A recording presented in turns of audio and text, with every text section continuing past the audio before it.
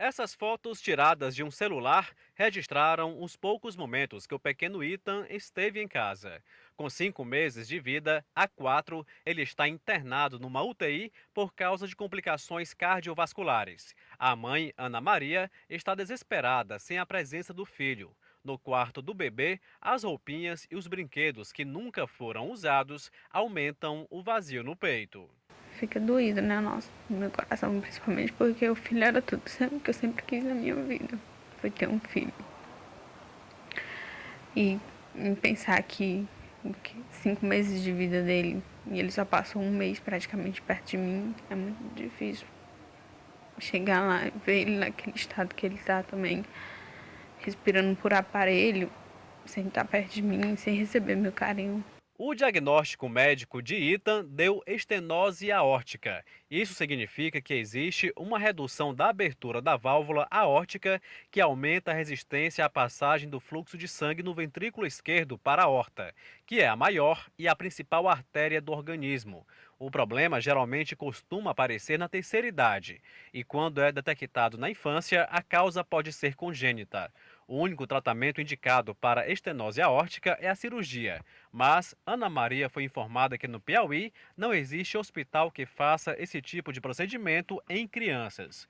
O local mais perto fica em Fortaleza, no Ceará, e a cirurgia custa R$ 75 mil.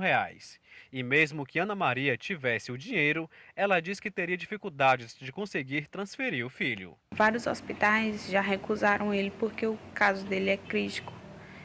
É arriscado demais pelo fato dele estar respirando por aparelho e ser uma criança praticamente recém-nascida, né? Apenas 5 meses. Vários hospitais não querem aceitar ele pelo fato disso, porque se fizer, corre um risco de vida. É uma cirurgia muito complicada. Ai, que dó no coração que dá, né? 5 meses e no hospital praticamente a vida toda, desde que nasceu praticamente com a estenose aórtica, que é uma doença muito difícil de ser tratada e como a mãe está aí desesperada, porque no Piauí não há possibilidade de tratamento. A gente vai falar sobre essas e outras doenças também com o doutor Marcelo Madeira, que é cardiologista pediátrico. Doutor Marcelo, bom dia. Bom dia. Inclusive, só acompanha o caso do Ethan, né? E é um caso muito difícil porque nós não temos condições de fazer essa cirurgia aqui no Piauí. Não, infelizmente não. E qualquer criança que tenha a estenose aórtica também não terá... Na idade do Ethan, não. Na realidade, o Piauí se deixou atrasar um pouco na cardiologia pediátrica.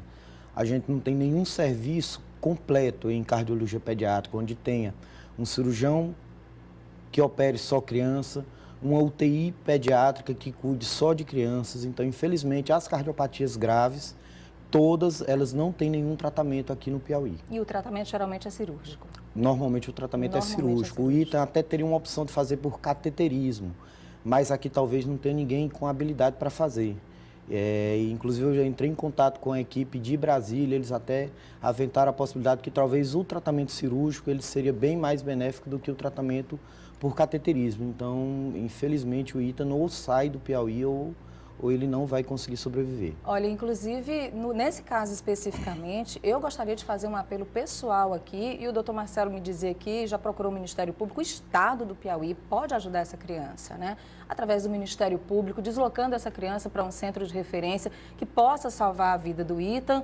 Então, o doutor Eni, a doutora Cláudia, que são promotores competentíssimos do Ministério Público dessa área de saúde, que já estão atuando nesse caso, e que a Secretaria de Saúde possa dar uma resposta rápida para salvar a vida desse bebê que já pegou várias infecções, porque ele fica respirando com a ajuda de equipamentos. E o ambiente hospitalar é um ambiente contaminado de bactérias, então a vida dele corre mais risco ainda, não só porque o coraçãozinho é frágil, mas porque ele está sujeito a infecções constantemente. Hoje o maior risco do Ethan, né, são as pneumonias hospitalares, associadas à ventilação mecânica.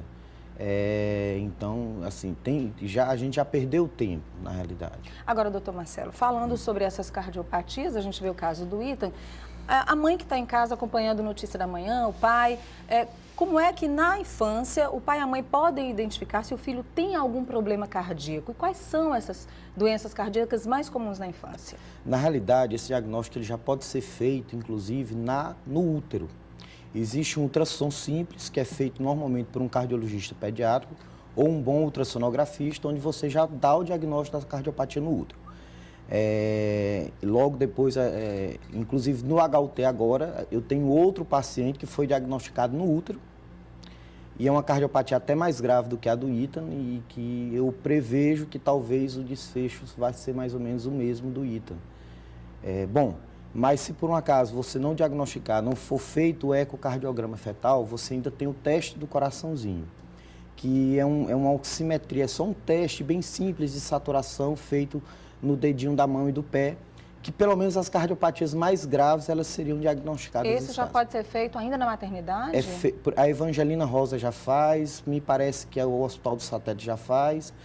Tem uma maternidade privada aqui no Piauí também que já faz. Mas isso, o bebê ao nascer, o próprio pediatra que acompanha o parto já pode perceber alguma alteração? Isso, na realidade, os bebês, eles se classificam em 3 ou 4 grandes grupos de cardiopatia. Então, são aqueles bebês que são cansados, normalmente eles são magrinhos e eles são bastante cansados, têm dificuldade de mamar.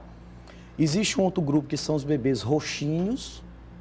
Um terceiro grupo, que são os bebês que têm sopro no coração, esse é o mais fácil de se diagnosticar, desculpa, e as arritmias. Então, essas são as principais apresentações. E geralmente, quando a criança vai ter um problema cardíaco, ela já nasce com esse problema ou ela pode adquirir na infância? A grande maioria dos casos, eles já nascem, são cardiopatias congênitas.